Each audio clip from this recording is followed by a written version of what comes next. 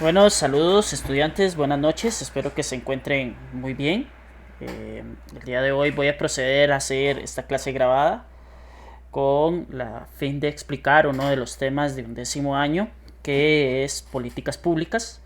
Ya vamos dando cierre a lo que es el contenido y la materia de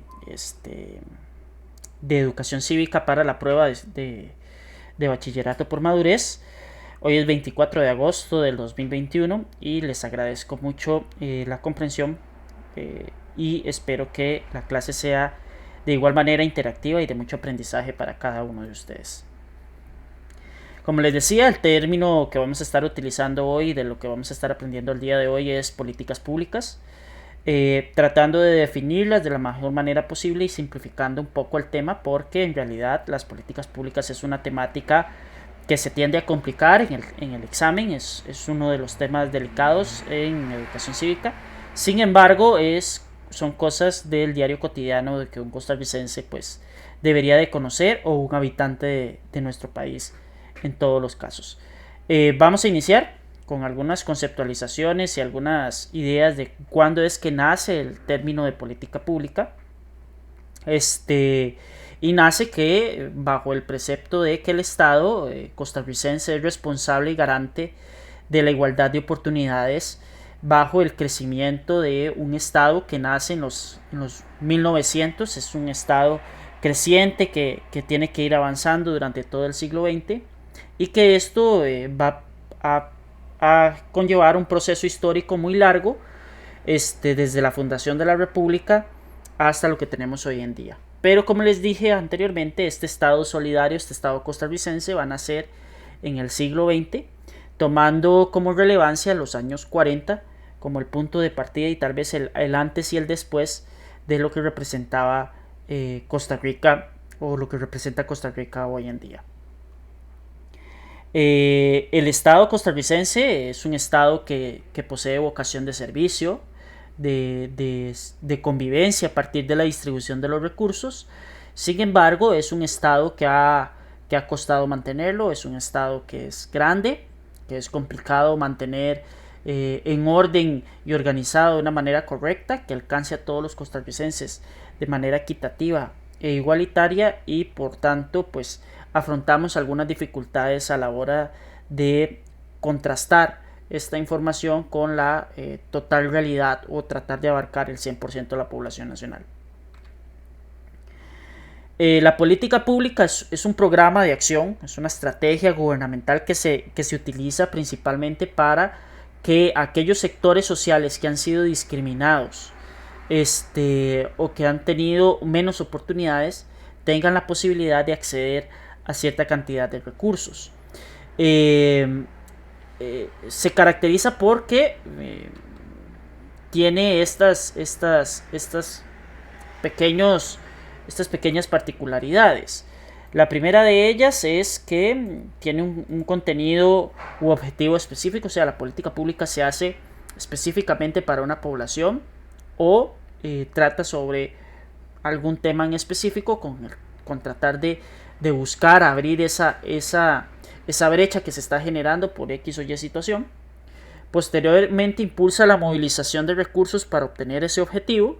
¿Cuáles son los recursos económicos, sociales, políticos que cuento para poder alcanzar esa mayor apertura? Tiene una orientación normativa, es decir, tiene una preferencia ideológica que se manifiesta, que es un reglamento que se aprueba diferentes, con diferentes estatutos o estipulados, o aspectos estipulados, perdón, que permiten que esa orientación normativa eh, alcance el objetivo final.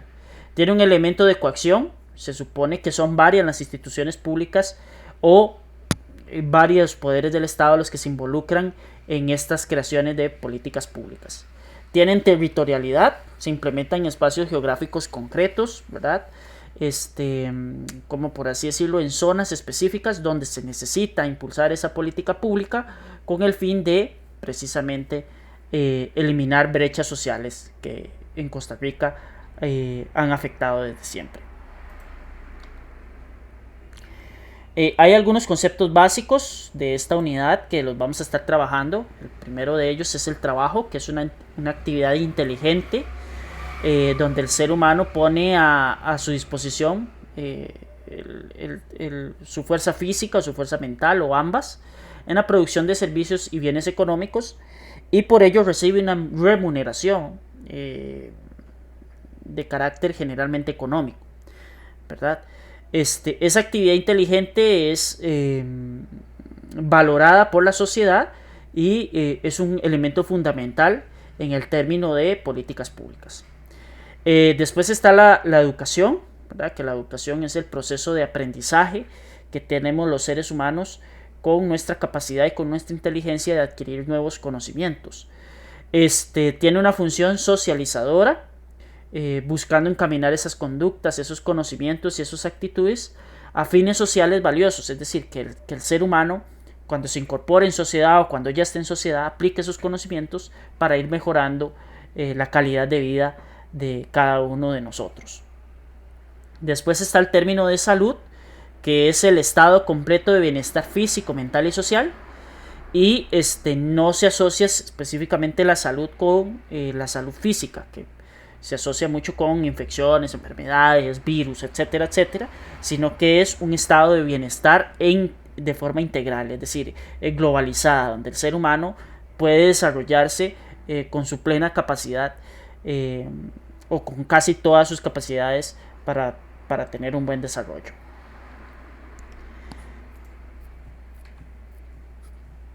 Después tenemos el concepto de deber, que es una obligación, ese es como el sinónimo de deber, que afecta a cada persona, los principios de moral, autoridad, su propia conciencia. El cumplir con nuestros deberes nos va a permitir también acceder a cierta cantidad de derechos, y la obligación que tengamos nosotros como pobladores o habitantes de la nación siempre es velar porque seamos seres humanos de bien, de aporte social y sobre todo responsables con nuestro prójimo, ¿verdad? O nuestra sociedad que nos rodea. En cuanto a la igualdad de oportunidades, es una forma de justicia social que busca que el sistema, el Estado costarricense en este caso, tengan potencialmente iguales condiciones o posibilidades para acceder al bienestar, salud y poseer los mismos derechos políticos y civiles. La igualdad de oportunidades se basa en, tenés la oportunidad de acceder a ciertos recursos o a ciertos elementos o factores que me permitan vivir bien, por así decirlo, sin que hayan esas grandes distancias sociales. Evidentemente, en muchos de los casos esto se queda solamente en el papel y pues no aplica de forma tácita o concreta, ¿verdad?, en lo que tenemos hoy en día en la sociedad costarricense y en el mundo en general. Si bien es cierto, tenemos que trabajar mucho en el tema de igualdad de oportunidades, tanto en el cierre de la brecha de género, en la cierre de la brecha digital, en la distancia que hay entre las clases sociales, en la disminución del poder adquisitivo de los y las costarricenses. Creo que el tema de igualdad de oportunidades es un tema a trabajar durante este siglo, ¿verdad?, que acaba de iniciar. Después tenemos el principio de igualdad ante la ley, que es un principio que reconoce que todos los ciudadanos tienen los mismos derechos y las mismas obligaciones de acuerdo con los recursos que contamos. Se hace en este país, lastimosamente, sí, la igualdad de la ley ante la ley, pues en algunos momentos varía de acuerdo a los recursos que yo tenga y mi capacidad de poder defenderme ante una situación de injusticia. Pero se supone que en la sana teoría todos somos iguales y tenemos el acceso a los mismos derechos sociales, políticos, económicos, civiles, etc.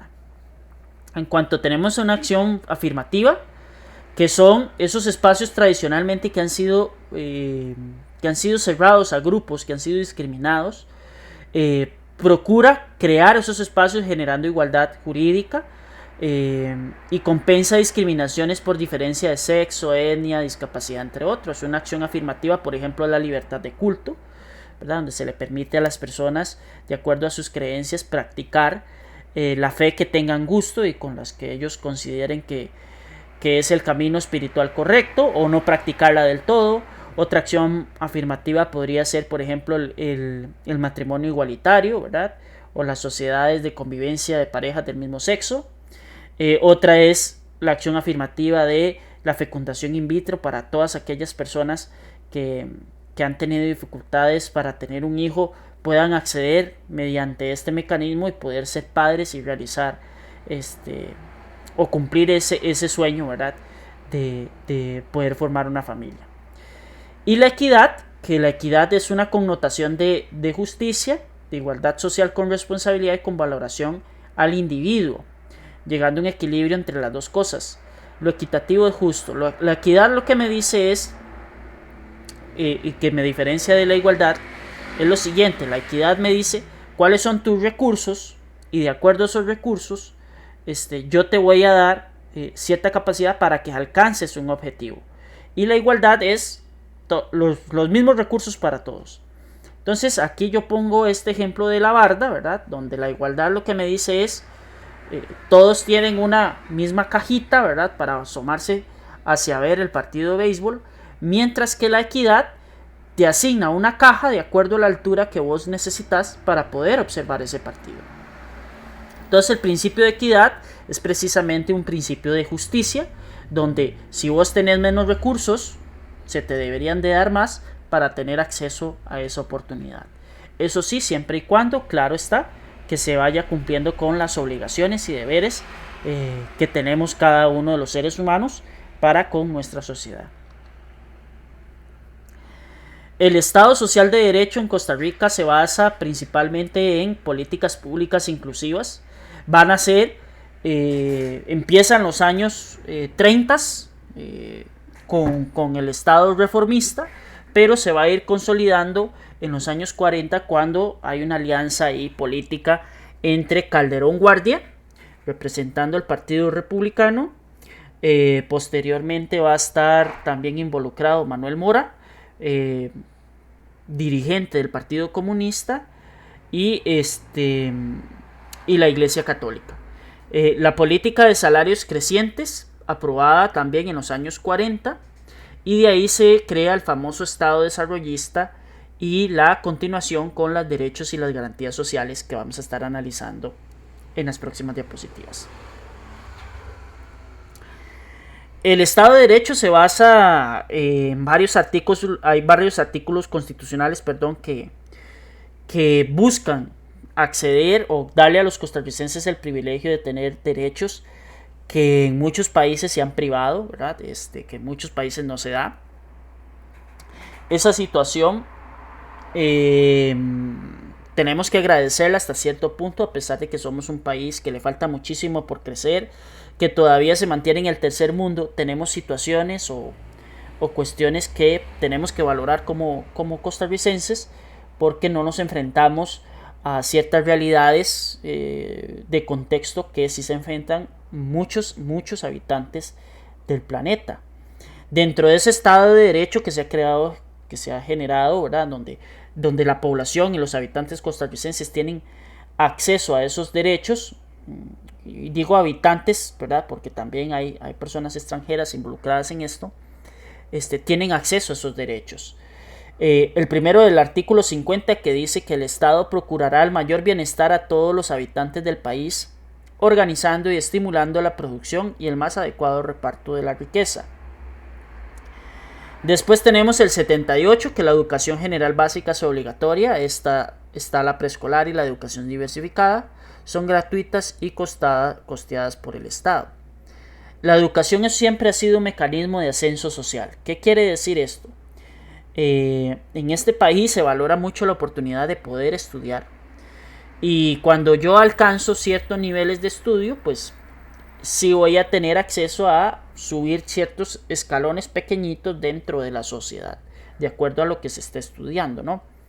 Es una de las formas de hacerlo. No es la única, ni es tampoco una panacea, es decir, una solución completa a los problemas de equidad social que hay en el país, pero es una de las formas. Por tanto, es importante seguir estudiando y no desmayar en en cumplir este objetivo, que es obtener la nota de bachillerato. Después tenemos el artículo 12, que es que se proscribe el ejército como institución permanente. Esto nos va a generar hasta cierto grado de tranquilidad en algunos de los puntos, como por ejemplo el famoso servicio militar o estar en constantes peleas y luchas contra nuestros países vecinos o más alejados. Y eso nos ha dado pie para que generalmente busquemos soluciones diplomáticas mediante el diálogo, mediante organismos internacionales, a la resolución de problemas. Al final de cuentas, la violencia siempre va a generar más violencia.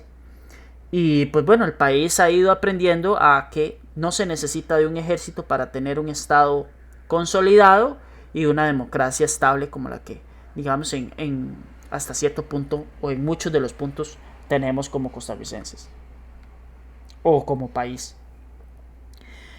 En los años 40, hay un contexto histórico a nivel global complicado, muy complicado. El primero de ellos es que en los años 40 se está desarrollando la Segunda Guerra Mundial. El país está entrando en un proceso de crisis en las finanzas públicas, porque las importaciones y las exportaciones se detienen gracias a la guerra. Costa Rica basaba su economía principalmente en dos productos, lo que es el café y el banano. Al entrar el conflicto de la Segunda Guerra Mundial, pues bueno, yo entiendo el lado de las potencias y los países que estaban librando esta terrible guerra, no piensan en comprar estos productos, café y banano. Piensan en otras primeras necesidades, puesto que buscan otro tipo de alimentos que puedan servir para sostener a la población, mantenerla hasta cierto punto saludable, pero sobre todo alimentada. Eso va a aumentar el costo de vida de forma considerable, de forma sensible, y suben los productos y suben los precios de los productos de primera necesidad, que eso sí es grave porque tengo que comprarlos. Es decir, los productos de primera necesidad es una obligación tenerlos en casa. ¿Qué podría ponerles ahí? Yo, por ejemplo, como papel higiénico, como arroz, como frijoles, como leche, derivados de lácteos, pan, etcétera, etcétera. Entonces empiezan a subir sensiblemente los precios. En el año 40 se presenta a candidato presidencial el doctor Rafael Ángel Calderón Guardia. Rafael Calderón Guardia, él estudió en el extranjero y estuvo expuesto a muchas reformas sociales que se estaban haciendo en los diferentes países, que a Costa Rica le caían como anillo al dedo. Entonces Calderón Guardia entra con un periodo de gobierno, digamos, apoyado principalmente por las clases adineradas de este país. Por la situación de la crisis que se está viviendo y que Calderón pues como que no avanzaba demasiado el gobierno, teme porque se le dé un golpe de estado. Ese golpe de estado que teme Calderón que se le dé se va a traducir posteriormente en una situación beneficiosa para el país, porque Calderón Guardia empieza a establecer una alianza tripartita, es decir, en tres partes, para generar una mejora en las condiciones de vida de los y de los habitantes de Costa Rica en aquel tiempo, legado que todavía continúa hoy. Entonces Calderón Guardia vuelve sus ojos, quita los ojos de las personas adineradas en el país y las vuelve a ver tal vez a la clase media trabajadora que pues necesitaba reformas pues para poder vivir mejor. Una de las primeras de ellas va a ser la alianza que se establece con el Partido Comunista y después el apoyo que tiene la Iglesia Católica, que empieza a incluir ideas del social cristianismo, filosofía e ideología que ya vimos anteriormente. Y con el apoyo de la iglesia pues se hace una masificación de estas ideas y pues son bastante aceptadas por la mayoría de la población. Y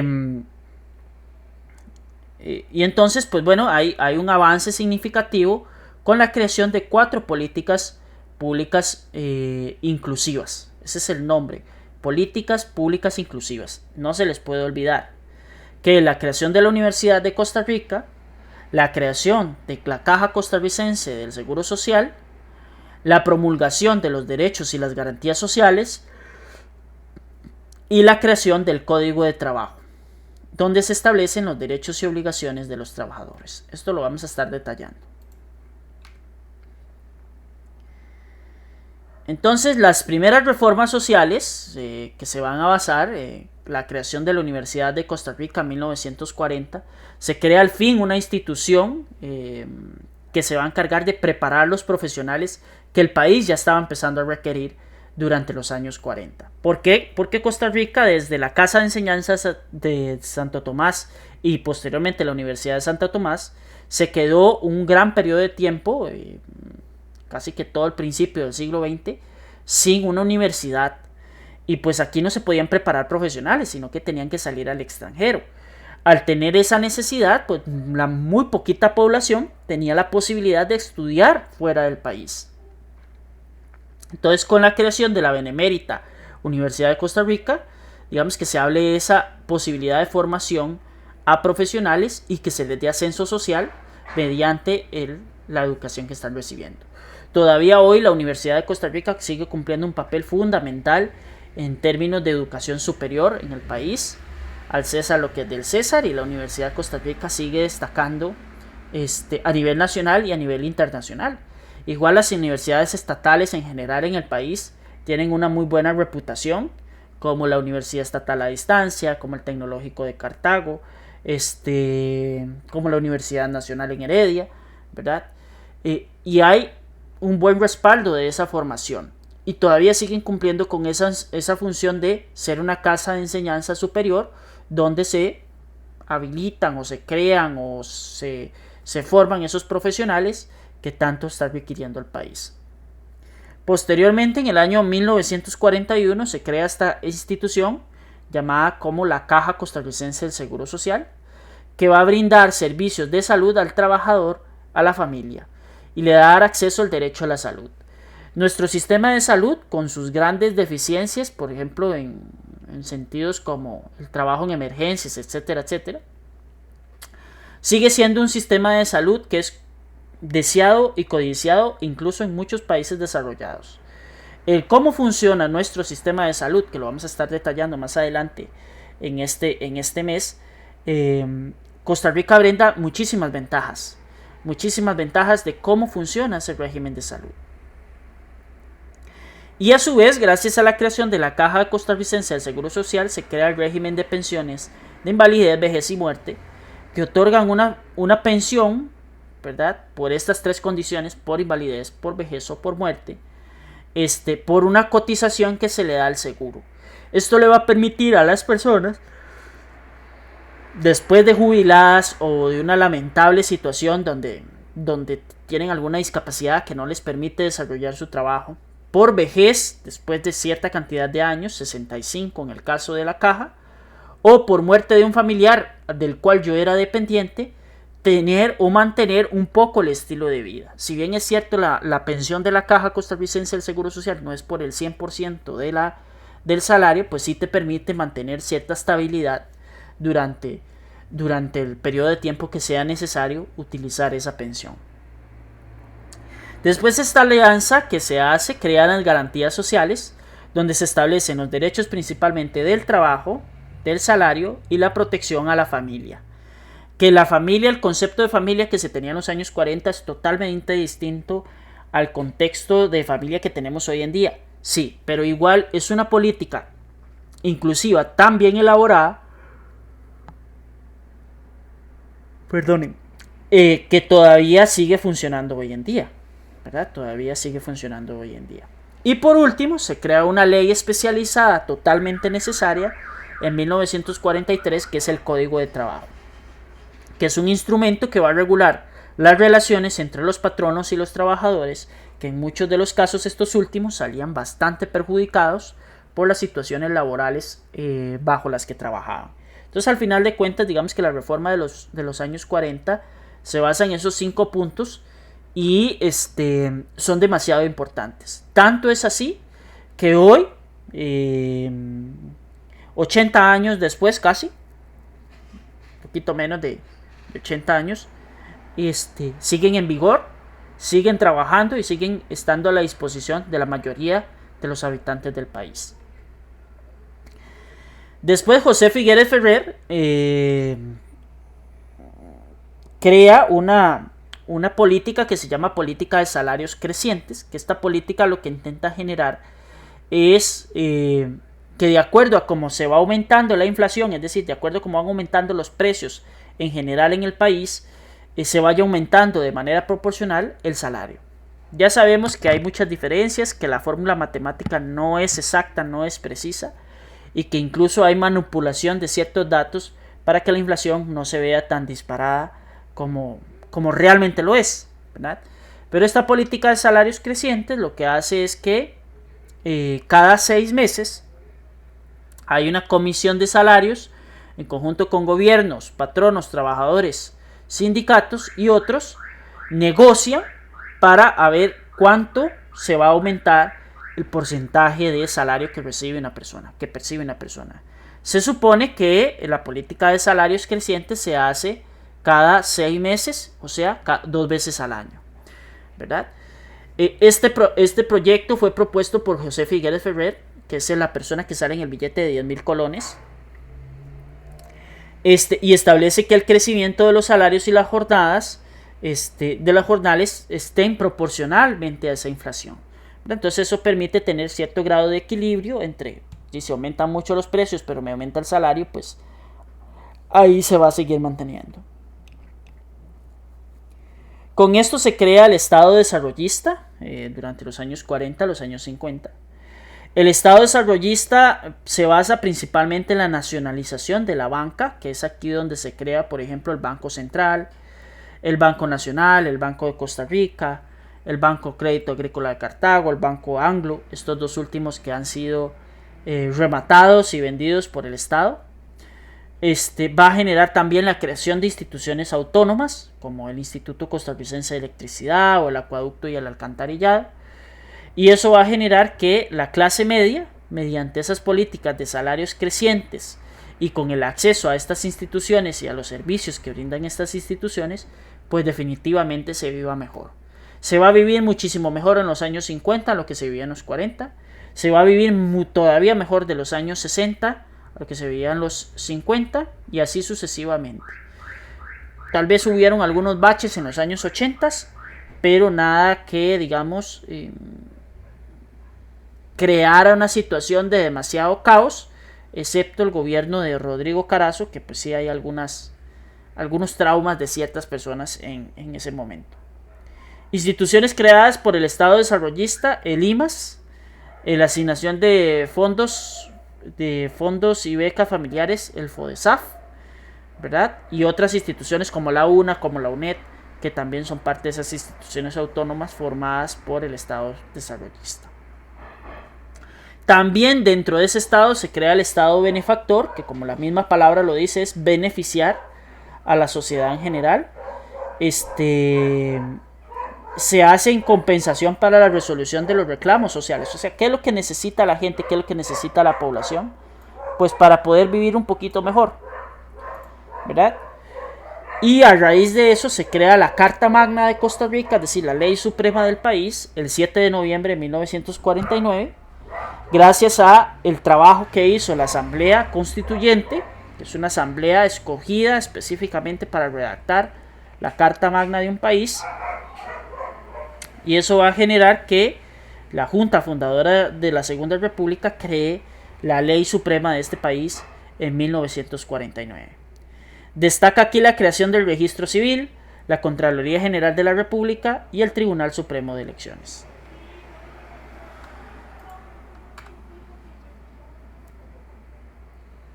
Y aquí entramos en este capítulo que está en la Constitución, que es el de derechos y garantías sociales.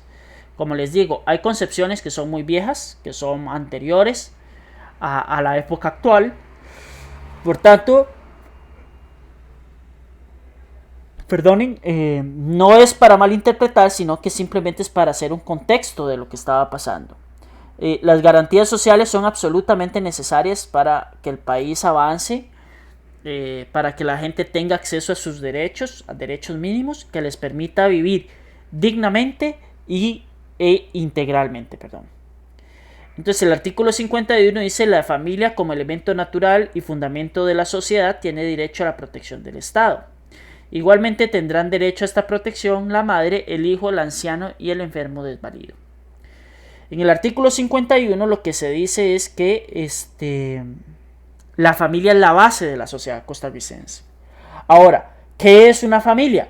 Desde aquel punto de vista se veía como una mal llamada familia tradicional, es decir, mamá, papá e hijos, ¿verdad? Pero hoy en día tenemos muchos conceptos de familias, como las que vemos en esta imagen superior, ¿verdad? De la derecha, donde hay mamá y mamá e hijos, o papá y papá e hijos, o papá y papá, o hombre y hombre, o mujer, mujer. Está hasta el concepto de familia unipersonal, de estas personas que viven solas, ¿verdad?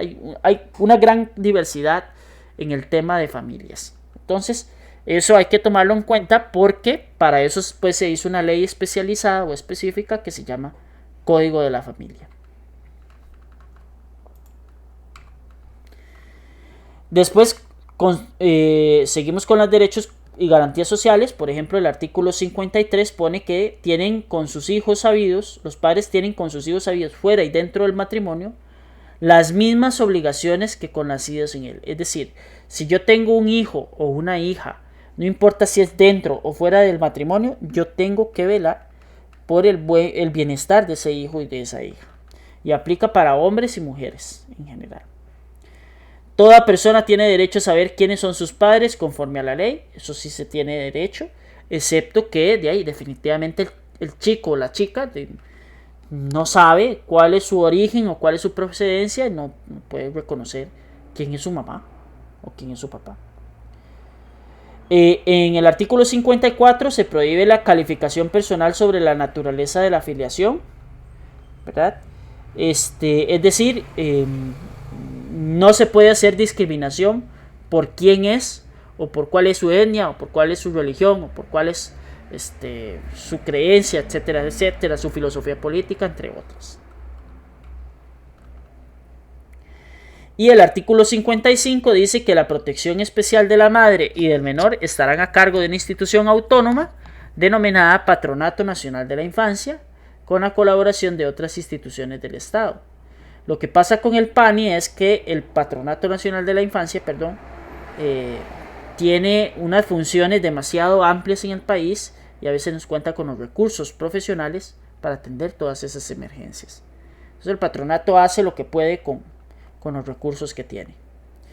Y el Estado promoverá la construcción de viviendas populares y creará el patrimonio familiar del trabajador. Se supone que antes, en los años 50, en los años 60, esto sí se hizo, ¿verdad? El Estado creaba casas baratas donde, independientemente de cuál fuera mi oficio o mi profesión, yo podía comprar una casa de esas.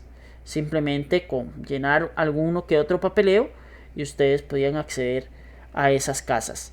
Actualmente las viviendas populares pues no es que se crean en demasía. El Estado sí crea viviendas de bien social, es decir, a personas que tienen muy bajos recursos se les otorga viviendas, pero eso ha generado que el trabajador promedio tenga poco acceso a créditos para comprar una vivienda. Y bueno, sin más que decir, este es el inicio de políticas públicas. Después vamos a estar trabajando con el tema del Código de Trabajo en la próxima clase presencial, si Dios lo permite. Y bueno, esperemos que podamos valorar e interiorizar las políticas públicas que ha ido creando el Estado costarricense con el fin de generar una mejor, un Estado más solidario, más equitativo y con mejores condiciones de vida para los y las habitantes de este pequeño pero hermoso país. Sin más que decir, me despido. Les agradezco acompañarme y haber visto este video. Muchas gracias, buenas noches y espero que se mantengan salvos ustedes y sus familiares. Chao, chao.